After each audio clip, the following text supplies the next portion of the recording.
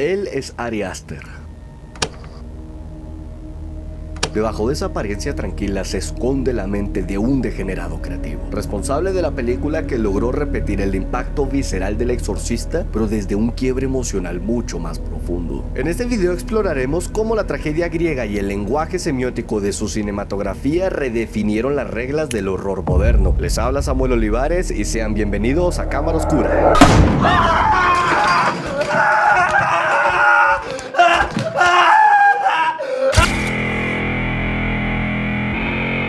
Durante varios años, Ari Aster y su familia vivieron una racha de desgracias tan consecutivas que él mismo llegó a sentir que estaban cargando con una especie de maldición. Para procesar y drenar todo ese dolor acumulado, tomó el duelo, la culpa y el resentimiento familiar para transformarlos en una pesadilla cinematográfica. Así nace Hereditary, un lienzo de dolor que explora la desintegración de una familia desde adentro. ¿De qué trata realmente esta perturbadora historia? La película nos presenta a la familia Graham, Annie, Steve, Peter y Charlie. A simple vista, el conflicto central parece ser que abarca el trauma generacional heredado de padres a hijos. Pero durante el conflicto los personajes procesan el duelo a su manera, mientras que el horror empieza a asomarse de manera creciente.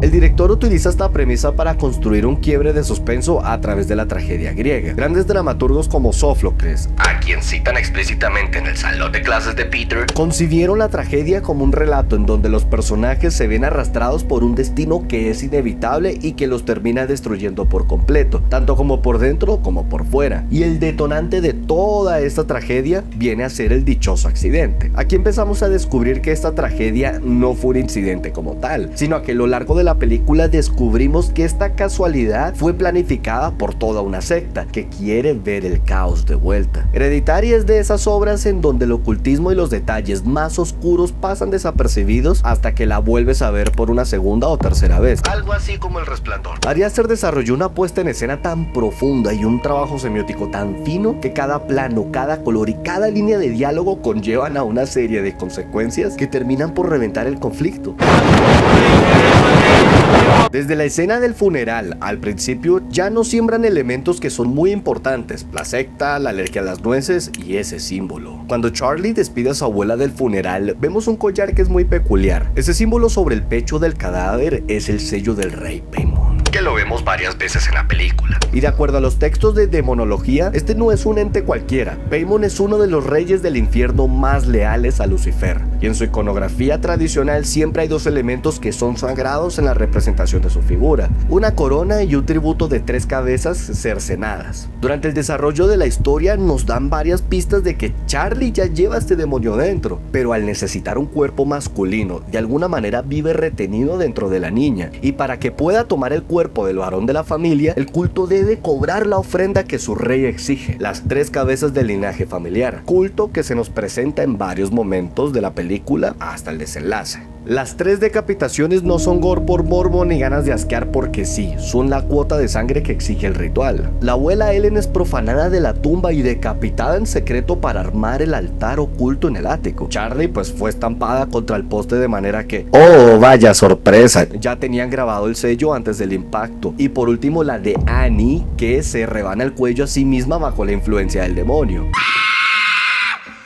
Y ojo, porque Aster no esconde absolutamente nada. La imagen de apertura, cuando la cámara entra al cuarto de Peter, el encuadre enfoca un perchero con 3 gorras colgadas que tiene precisamente los colores de la familia. Y más adelante, en otra escena, resulta que la gorra de la abuela aparece colgada ahí. 3 gorras, 3 cabezas por cortar. La escenografía ya te estaba firmando la sentencia desde el primer minuto. Y es que todo este hilo de sangre revienta en la casa del árbol, cuando vemos la cabeza de Charlie descansando sobre un maniquí con túnica y corona, así como la de Paimon, que no era más que el envase temporal mientras preparaban al verdadero huésped. Lo que durante 2 horas pareció un desastre de accidentes macabros era, desde la primera escena, el efecto que dominó una coronación demoníaca. Y esta inevitabilidad tan aplastante no es el truco efectista de último minuto, es la mismísima estructura de la tragedia griega en su estado más puro. De hecho, si hablamos de tragedia griega, si te fijas bien, durante el desarrollo de la narrativa, hay una escena en la escuela en donde el profesor le lanza una pregunta clave a Peter. ¿Qué es más trágico? ¿Un héroe que cae por sus propios errores? ¿O un personaje que no tiene escapatoria porque sus decisiones nunca importaron? Pero esta pregunta la responde otra chica. Si todo está predeterminado, los personajes no tienen un control, es totalmente desolador. Y es curioso porque mientras ella dice esto, el encuadre siempre está sobre Peter, lo que redefine el concepto de que cada una de las escenas de la película están construidas con un propósito narrativo.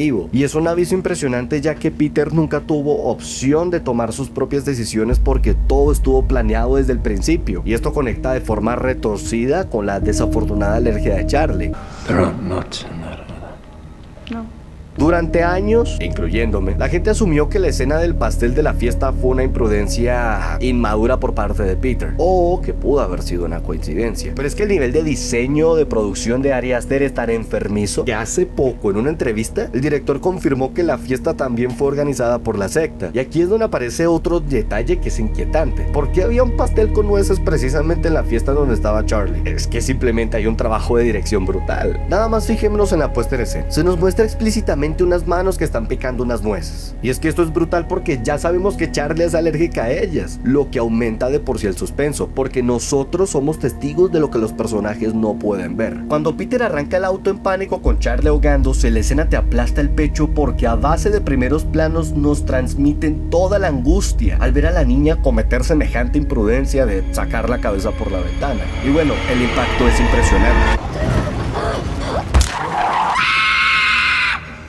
Y todo esto resulta ser curioso porque Ari Aster escribió el guión de Hereditary en apenas 2 semanas durante un arranque de catarsis. Y aún así la película no es un chispazo improvisado. Es el resultado de años de investigación obsesiva en demonología, dramaturgia y el lenguaje cinematográfico. Porque un director siempre debe ser la persona más capacitada que está en el set y que también debe tener clara la historia que quiere contar. De hecho, su sello como autor es la forma en cómo él te sofoca con el peso emocional de los personajes, el trabajo semiótico y la fotografía.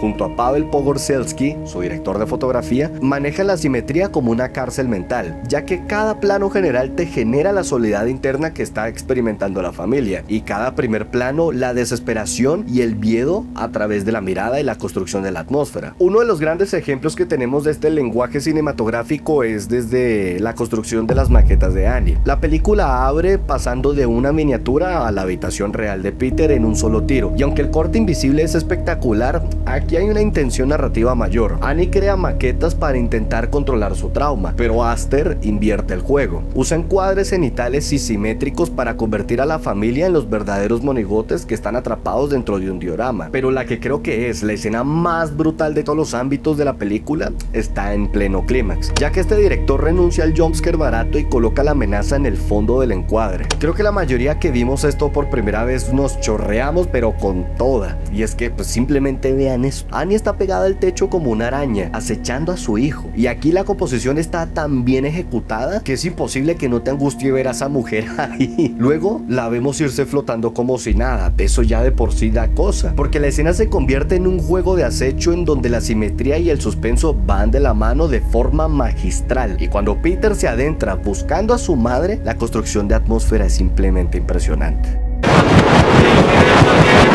Al final, la razón por la que Hereditary le dio cátedra al cine moderno es porque cambió las reglas de cómo se construye el horror de autor. Ari Aster demostró que el miedo auténtico no necesita jumpscares ni criaturas explícitas. Filtró su propia catarsis desde una dramaturgia impecable, probando que el valor del sello autoral posee un poder superior a los intereses del cine comercial. Pero, sobre todo, nos enseñó algo vital. La preparación y la creatividad son una balanza que equilibra la calidad de la narrativa. Y fue tanto así que esta visión le abrió los ojos a toda una generación de directores. Creadores independientes como Corey Baker entendieron esta lección. Para construir una propuesta que verdaderamente asuste, el presupuesto tan elevado no es del todo necesario, siempre y cuando tengas la sensibilidad artística, la identidad visual y el valor de incomodar al espectador. Hereditary le devolvió el respeto al género, demostrando que, con la mirada adecuada, cualquier pesadilla personal se puede convertir en una obra de arte. Pero te quiero preguntar a ti, ¿para ti Hereditary es la cúspide del horror moderno o hay alguna otra película que te haya perturbado a este mismo nivel? Por supuesto, te estaré leyendo en los comentarios. No olvides dejar tu like y compartir para que nuestro contenido llegue a las pantallas de más cinéfilos. Nos vemos en un próximo video.